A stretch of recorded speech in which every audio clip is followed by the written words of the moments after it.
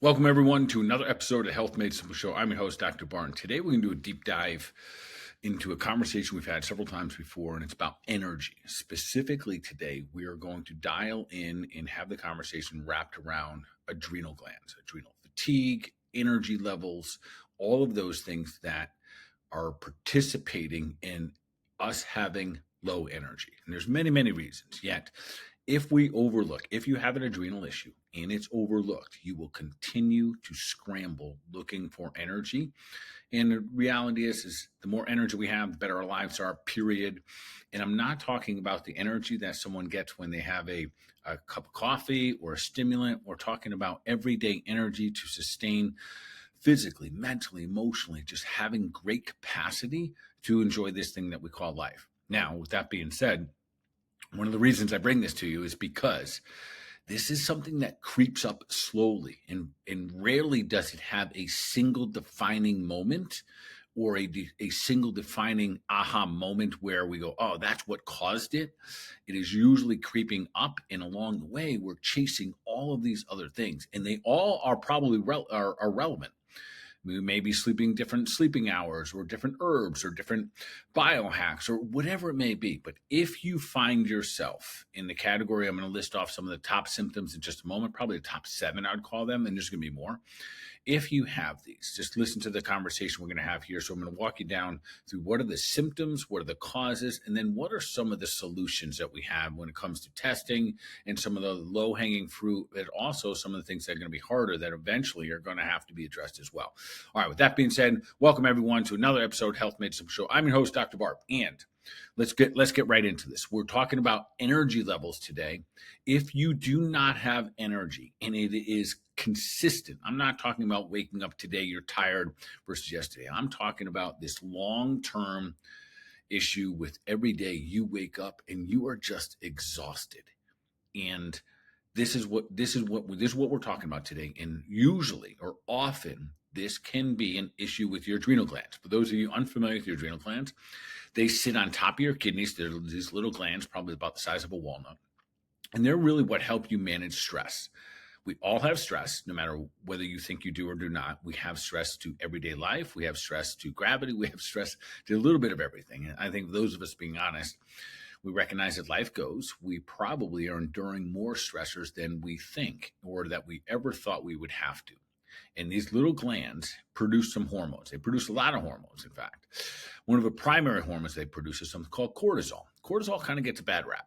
We think, oh, high cortisol must be bad. But the truth is that we want high cortisol, especially in the morning. We want it. So when we wake up, we should wake up with a heightened level of energy, mental clarity, and physical attributes that we can just go get the day. And in order to have that, that's cortisol, folks. And if we have low cortisol, we're not going to have that. And we'll discuss that in just a moment when we get into the testing. So the cortisol often gets a bad rap, saying, oh, I have too high of cortisol. There's running it too high for too long of a period of time that can create some problems. But ultimately, your body needs a very, very healthy level of cortisol. If this cortisol becomes depleted over time, your ability to manage life, the ability to manage or have the capacity to handle stressors in your life will be diminished. And stressors could look like a lot of different things. They could just be the next project in life. They could be the relationship that you're in. They could be the job that you're trying to handle. All of a sudden, the things that you once could handle become more and more difficult. And this is a sign that there are issues deeper than just the surface, which could mean things are going on with your adrenal glands. And we'll dive into those symptoms in just a moment here. So, and why do I talk about this so frequently? Because this happened to me. I'm fortunately on the other side of this, but probably about, it's getting closer to 15 years ago, I found myself exhausted every single day. The best that I could do, I was basically in survival rate. I was no longer motivated. I was no longer, well, that's not entirely true. I was motivated. I just didn't have anything to do about it. Didn't have the ability to do anything about it. I found myself, the best I could do every day was do the basics for survival, meaning I would go to work, get that done, and then I had to go home and sleep. I was exhausted day in and day out. No matter what else I tried to do, and that was my mindset at the time, I was just exhausted every single day. So let me walk through it. And the good news is I finally discovered what it was. I had to do a lot of soul searching, had to do a lot of deep dives myself. There wasn't a lot available 15 years ago in terms of functional medicine and testing. I ran into a lot of going down the wrong paths, quite frankly. And that's part of my journey. And now I'm crystal clear on what it is that causes the adrenal system to eventually become dysfunctional or eventually fatigued if you don't address it. And then also know exactly what it takes to get it better. And when you do improve that, you never want to go back, because then you discover what I've discovered, what it's like to have a daily amount of good dose of energy every single day. And so everyone's crystal clear. If you're thinking, when I talk about energy, I'm not talking around walking around feeling like you're hyped up on caffeine. That's not energy, folks. I'm talking about sustainable energy where your mind, your body, your physical mind, your spiritual self, all of that is congruent and it just works for you on demand as you need it. That's energy. All right. That being said, so here are some of the primary symptoms. I'm going to list off 7, and there could be a lot more that come, and then some things that kind of navigate in and out of these. So number 1 is you wake up tired. If you are sleeping at night and you're not just having an issue because you're only getting 4 or 5 hours, but if you wake up in the morning and you're tired, there's a very good chance that you have some type of an adrenal issue. Often that means low production of cortisol. If you're having sleep issues, meaning that you are exhausted, but you're having a hard time sleeping, you are something we often will call this wired and tired. That's often an indicative of adrenal issues. You crave salt and sweets, and this is partially because your adrenal glands need salt. That's one of the major, sodium is a major ingredient for the adrenal glands to be healthy. And you crave sweets because your energy is lacking, and you know unconsciously that your body knows that if you just pump it up with sugar, that's the sweet craving, that you get a little bit of energy, at least temporarily. Another symptom would be a weakened immune system. And this can show up in a lot of different ways. This might show up in your skin, that you get rashes, get infections, maybe you get some MRSA, that type of stuff. You can also bruise easily. That is a sign that your adrenal glands are often fatigued, that your body is depleted in your vitamin C storage, and that is part of what helps you bind your collagen and essentially keep good, healthy connective tissue. So when you start to find bruises on your body that you've never seen before, you don't know why they get there, you bruise easily, it's always been that way, there's a good chance that you have some type of adrenal insufficiency. Overall low energy just through the course of the day, just like I talked about earlier. You're basically doing the bare minimum that you can do every day, and you're just exhausted, and you're literally looking for a nap or lying down. And it seems as though no matter what you do, you can't sustain any formidable level of energy. And then last but not least, there's 2 more here. Lack of motivation. This is a key often when it comes to when we have an adrenal dysfunctional situation or adrenal fatigue. Your body says, no way am I going to task out new things. No way I'm going to be motivated to go do more. I'm barely hanging on by a thread here. And you start to see, even for someone like myself, I feel like I've always been motivated my entire life. But when I was going through adrenal dysfunction or adrenal fatigue, when I look back on it, that's exactly what it was. I wasn't that motivated. I was actually trying to take more and more off of my plate versus putting anything else back on. And last but not least here, and I think this might resonate for many of you, when we have adrenal dysfunction, it is often that accompanying that will be very, very stubborn weight loss and often weight gain. So what you used to do to pull a couple pounds off your body isn't working anymore. And it's because we have this prolonged state of fatigue. So your body's always pumping cortisol into the system. And then the ability, and we'll see a lot of the weight gain specifically around the belly area, usually below the belly button and in the upper thigh area. And that's often what we call the stress weight. So those are some of the typical symptoms: tired when we wake up, sleep issues, craving salt and sweets, immune dysfunction, overall low energy through the course of the day, lack of motivation, stubborn weight gain, weight loss, craving salt and sweets. All right, now let's go into some of the causes here. This is where it gets a little tricky. Yet I want to hear the key word you're going to hear is chronic. We don't necessarily create adrenal dysfunction or adrenal fatigue in any one particular moment. Almost always, 95+% of the time, this is a chronic situation emotionally. And we might see things, for example, you might have a family member that is sick over long periods of time, and it wears on your heart, wears on your mind. And this constant waking up every single day with this level of emotional duress is what starts to put some tension, starts to fatigue the actual adrenal glands. This is no different than someone going through a divorce, or maybe they have a job that they don't like. They don't like showing up to something every single day of their lives. It's something that doesn't serve them. And all of a sudden it starts to continue to put stress on the adrenal glands, which are your stress adaptation glands. So we start to see these chronic emotional issues over long periods of time. This is what starts to diminish the adrenal glands. Essentially, what's taking place there is that chronic stress is elevating the amount of cortisol being pumped into the body to try to maintain a level of energy to handle the stressors.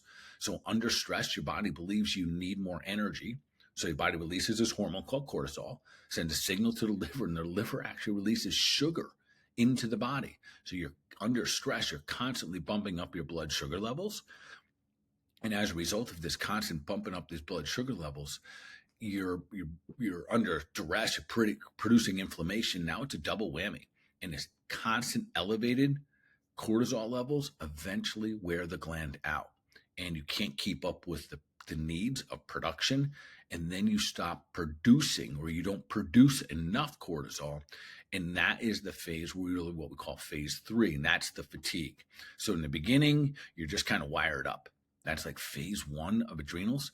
Phase 2 is where you're wired and tired. Now you're exhausted, but you actually can't sleep because your body's just dysregulated. And we'll talk about the testing in just a moment, because when we test, it's very, very simple. We're looking for one of two things, if not both things.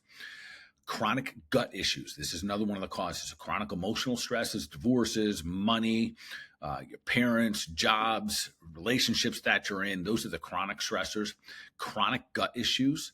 I find this probably 80, maybe 90% of the time that people have adrenal challenges are often they're coinciding with some type of a gut issue. It might be an infection. It might be something else taking place, leaky gut, dysbiosis, SIBO, something else where there's a chronic inside out type stress. And then also things like, this will sound like an interesting one, but chronic social media scrolling. Didn't have to deal with this 10 years ago.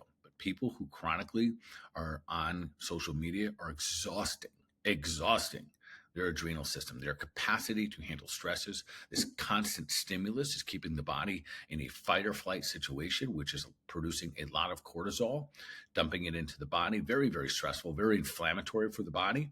Medications. Unfortunately, remember, medications for the most part, they are toxic to the human body. They may be accomplishing certain goals, but nonetheless, they are still very toxic to the human body. And as a result of this toxicity, you're putting your body under stress constantly as a result of you're on some of these long-term medications. And then last but not least is chronic infections. This is where it gets a little tricky because it's hard to say which one came first. Did the adrenal fatigue come first and then kind of provide an environment for things like Epstein-Barr and Lyme disease and all these heavy metals, all these different infections to start taking a hold on our overall body? Or did those come first? But either way, we probably were going to need to address both. All right, let's talk about some of the solutions. First thing we're going to do here is I'm going to keep this short and tight this morning here on this podcast. We just kind of keep right to the point here. So here's some of the solutions. First of all, testing is probably the most accurate way. Although for many of the seasoned practitioners, including myself out there, we can ask a series of questions. Some of the other questions that I would be asking is it when you work out, does it make it worse or better? Oftentimes in real adrenal dysfunction, your workouts are actually making you worse. So sometimes we have to tone those down. So testing is the best thing we do. And when we run an adrenal test, it's an at-home functional test. Use saliva. That's the best way to do this. You can get a cortisol test that shows you certain levels on your blood work, but they're not elaborate enough to really give us an understanding of how functional your cortisol is in your body, especially over time. There's a very specific pattern that you're supposed to, where we want to look at when it comes to cortisol production in the body. So there's two things when we look at the testing. One, it's very simple. And there's some very, very elaborate tests out there, a lot of which I think are too elaborate. You don't actually need it. We only need two pieces of data. One, are your adrenal glands producing enough cortisol, period? Just total volume in a day. We can get a number for that. And then we want to see, when is it producing? It should be high in the morning and low in the night. It follows the sun. So when the sun comes up in the morning, we should see higher cortisol levels. When the sun goes down, we should see lower levels. So we want to know, is it regulated? And is there enough production? With that data right there, we can very specifically create protocols, whether it be with vitamins or herbs, desiccated adrenal protocols, supplements. We can be very, very specific depending on whether or not you have production of cortisol, high or low, and or regulation. If we know those two things, we can literally hit a home run on this. All right, with that being said, here's some low-hanging fruit when it comes to what can you start doing right now, and then I'll give you some things that are a little bit harder. Number one, drop the social media. If all you did from this listen to this podcast today was reduce your social media by 90%, you'd feel like a better person within 2 days. I promise you this. We see it all the time. Social media is sucking the life out of you. There's nothing you need there. So if you can, start to limit, even if you don't have adrenal fatigue and you're just listening to this because you love just absorbing information into your brain and learning more and more, cut it out. Do it. Do a 48-hour no social media and just see how it feels, and then see what happens when you go back to it. We got to have a measuring point there. Number two is schedule your sleep. I know this sounds odd, but a lot of people go to bed at the end of the day when they're done everything. But if we choose to put our sleep in the same category of importance as everything else we do, we would probably find a greater value of our sleep. And as a result of getting more sleep, we'd probably be healthier, stronger, just overall more vital human beings. We heal when we sleep. We gain our energy back. We burn our fat at night. All of these wonderful things are happening at night. And for everyone out there that's saying, I don't need that much sleep, been there, done that. There's probably ebb and flows in your life where you can sacrifice some sleep, but over the long haul, we heal when we sleep. And if you miss out on it, you don't get to just sleep in longer the next day. It is either you get it or you don't, and then you start again the following day. So scheduling sleep, I think, is fantastic. Walking. This is one that's probably in the workout world is a little controversial. People say, oh, walking is not exercise. Humans are designed to walk. We're just not designed to sit all day long. We're just not. And most of us, most of you listening right now, most of you still find your way into a chair, whether it be at your kitchen table, in your car, or at your desk, whatever it may be. The majority of people listening to this are probably sitting anywhere on your couch. All those, add them all up. You're probably sitting 8-9 hours a day. There's nothing natural. There's nothing that is good for the human health for us to do that. So when we walk, we are doing many good things. We're getting our heart, blood, we're getting blood flow going. We're getting the sugar out of the arteries and into the muscle. We help metabolic activity. There's so many things that we do when we just walk, especially if we're getting a little sunshine at the same time. So drop the social media, schedule your sleep, get some walking, get your feet on the ground, do some grounding, get your eyes onto the sun. Let your sun get onto your eyes is really what I'm saying. Help regulate your hormones. One of the most overlooked thing too is just the fact that nature has most of the cures, and the challenge is we're not in nature anymore. So get outside. Now, with that being said, some of the harder things to do are going to be the following. Clean up the diet. You got it. Unfortunately, when we have adrenal fatigue, we have energy issues collectively, we're often trying to eat our way back into energy. I've done it, you've done it. And unfortunately, we should never be doing this. The reality is that we should not eat for energy. We should eat to fuel the system, and then the system eventually produces ATP. There should be this constant uploading of ATP. But if you are eating because you're tired, and then immediately when you eat, you have more energy, that only means that you raised your blood sugar immediately, which means the higher it goes, the faster it goes, the quicker it's going to drop, which is a stressful situation for your adrenal glands. So you are perpetuating this problem into a deeper issue.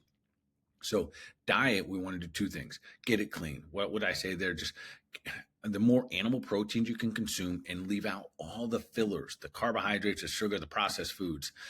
And when you have adrenal fatigue, adrenal dysfunction, this is a wrestling match because you are exhausted and you're going to try to eat your way. You're going to carbohydrate your way back into energy, and it does not work. So with that being said, I know it's a little bit harder, but as soon as you can get back into that track of just back on track in terms of eating clean and getting more animal proteins back into your diet, animal proteins and fats, fantastic. The second part here is reduce the snacking for the exact same reasons that I just mentioned.